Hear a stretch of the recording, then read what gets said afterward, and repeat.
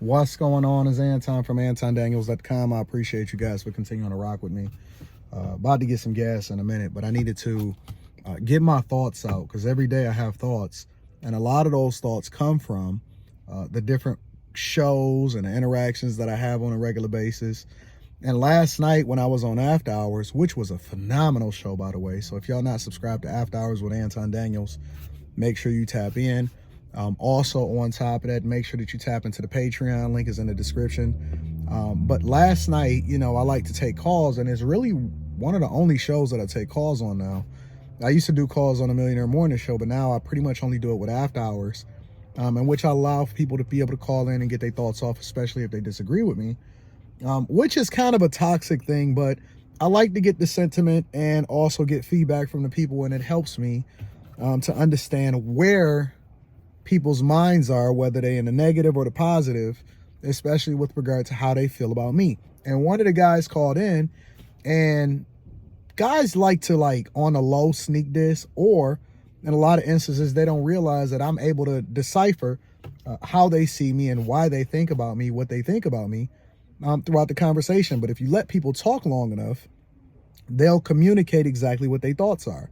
And one guy called in, and I'm not going to say no names, but one guy called in, and he was basically like, yo, Anton, why do you keep holding people accountable? Well, let me revise that. Why do you keep holding women accountable?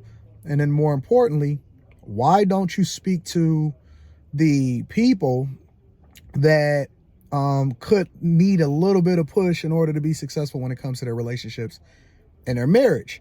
And as the conversation progressed, what he was basically saying, and he said it, right? And he didn't realize that he said it until I called it out, but he said it. And he said, listen, he said, most of these dudes out here are lames. And so basically what he was trying to say is, why are you trying to help men and advocate for men, even though you are in a successful marriage and you in a great space? Why don't you speak to other successful couples? Well, if majority of men want to be married, or at the very least be in a relationship, because that's what's being communicated, but the problem is that they can't find any suitable partners or suitable women that ultimately will become their wives, then you start to deep dive and you go back into the core root of the problem and you start to solve for it. And what I found is that a lot of women are now trying to come back from the thing that they then advocated for, which is feminism, which is having children out of wedlock, which is looking at dudes the same way that he is labeling them as lames, which they weren't lames, but then when they wanted to become successful, somehow, some way they're unlamed. And basically they're using men for a come up, but they don't have their best interest at heart.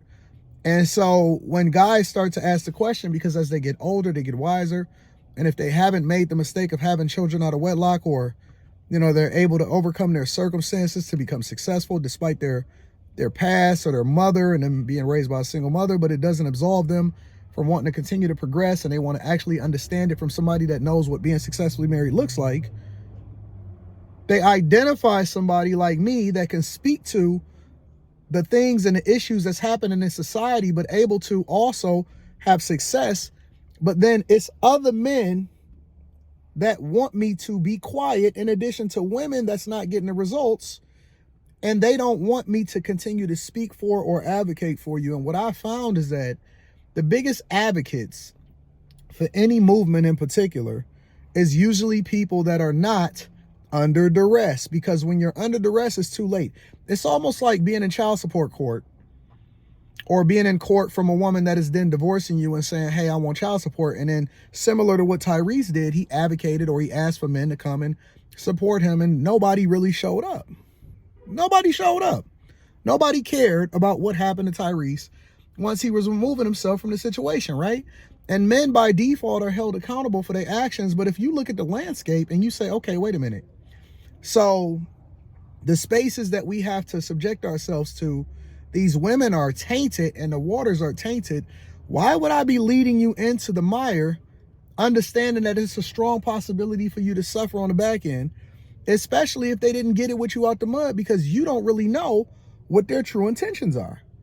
But instead, you got guys that want me to not have the conversation with you guys, and they don't want me to give you the game, and they don't want me to hold people accountable. And so, you know, because they can't look at me and say, well, you're not married, or you're not successful and you don't have money, or you're a broke boy, or they want to throw out other insults, and we already know all of the insults, who hurt you, whatever, blah, blah, blah, blah, blah.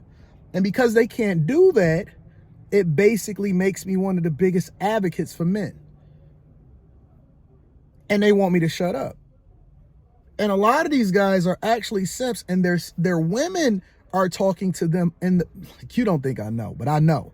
Their women, their girlfriends, their wives, their women, their mothers, everybody around them is talking to them and saying, oh, I don't like him. Oh, I don't like him. Or you should say something, or you should call in. And that's cool. I'm going to take your calls, because I duck no smoke from nobody at all. And their women are advocating for them to call in and be simps. And so they get butthurt. Eventually they tell me what their true intentions are. I'm able to spot it. I address it accordingly. And then I'm still going to stand on my square and say, well, listen, if you're wrong, you're wrong. If you're right, you're right. But I'm still going to advocate for my guys. They don't like that. They don't like that. They don't like the fact that I am there pushing for, advocating for, and giving information with regard to change. Now, I'm not the only person, right? There's different people with different circumstances, and they do some phenomenal things. Shout out to those guys that's doing it. I ain't gonna say no names, because if I start saying names, then people gonna start saying, oh, you forgot me. Actually, I will say a couple names of guys that I absolutely love. Shout out to my dog, Angry Man. I love Angry Man. That's my guy. He looks at it from a completely different lens and a completely different view, because nobody is the same, right? And all of our circumstances is different, but he's been a long time advocate for men. Shout out to Coach Greg Adams. He's speaking about it from a different lens and from a different perspective, right? There's a lot of guys that's at the forefront that's giving information, and they come from different backgrounds. They may be different races. They got different circumstances. Their experiences is different. But largely, we're all speaking the same language, just in a different way, that's trying to help and warn men. And every single guy that is not aligned in some way, shape, or form. See, what they want us to do is they want us to beef with each other. They want us to beef with each other. They want us to have smoke with each other. You know what I'm saying? They want us to, and it's nothing wrong when it comes to competition, because men are competitive and they want to leverage our competitive edge, but they want us to do it against each other. I remember when I first met Angry Man, I had never even really been familiar with his work, but somebody said, yo, Angry, you know, they tried to get us with beef with each other, and we linked up and we wound up doing some great work together. And that's been my guy, A1, since day one. I've spoken to Coach Greg Adams. Shout out to CGA and the crew over there.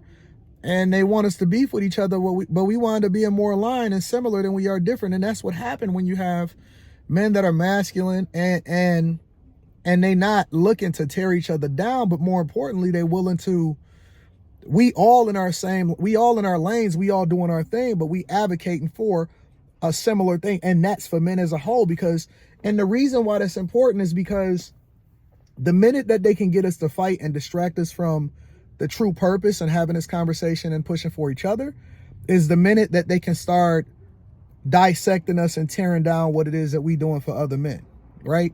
And these are all men that are lived it. We have some age on us. We have some wisdom. We speak to it from different perspectives, and every one of us in one way, shape, or form can add value in different ways.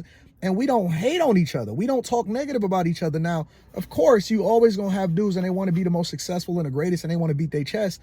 But just because I'm successful or just because he's successful, don't mean that we got to war with each other in a negative way, or that we got to have smoke for each other, because we can even disagree with some of the stuff that each other says, but it doesn't mean that the main purpose and the main movement and the reason why we doing this is not still, it is what it is. And so there are guys that want to see us stop. They want to see me. Let me speak for myself. There's guys that want to see me be quiet. They want me to pivot. They want me to have a completely different conversation, and they want me to stop holding women accountable. I never see a guy tell me to stop holding men accountable, though.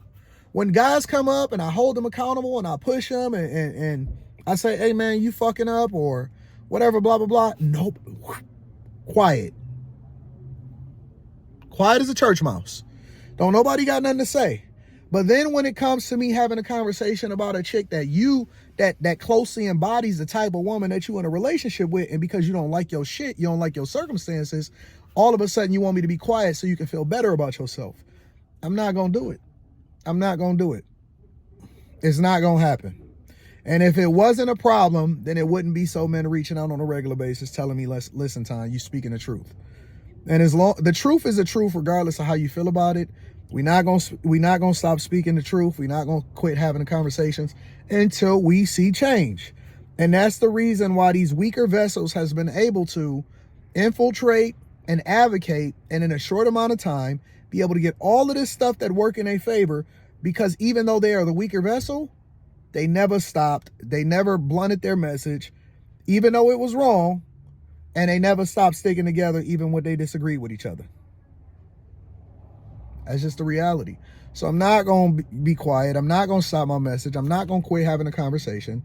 And for every guy that is out here simping, another thing that I don't understand is, why don't you just go and watch somebody else's content that more closely aligns with what it is that why do you want me to change my message instead of aligning with somebody that has the message for you that you think more closely aligns with what it is that you're trying to do? You know why? Because it's the truth. And when you shine a light, the space can't stay dark. You can't have light and darkness in the same space. And so it makes you uncomfortable. We're going to get there. We're going to get there. Listen, I love you. I appreciate you. Make sure you tap into the Patreon. Link is in the description. Teach Hanley 30% off your first order plus a free gift.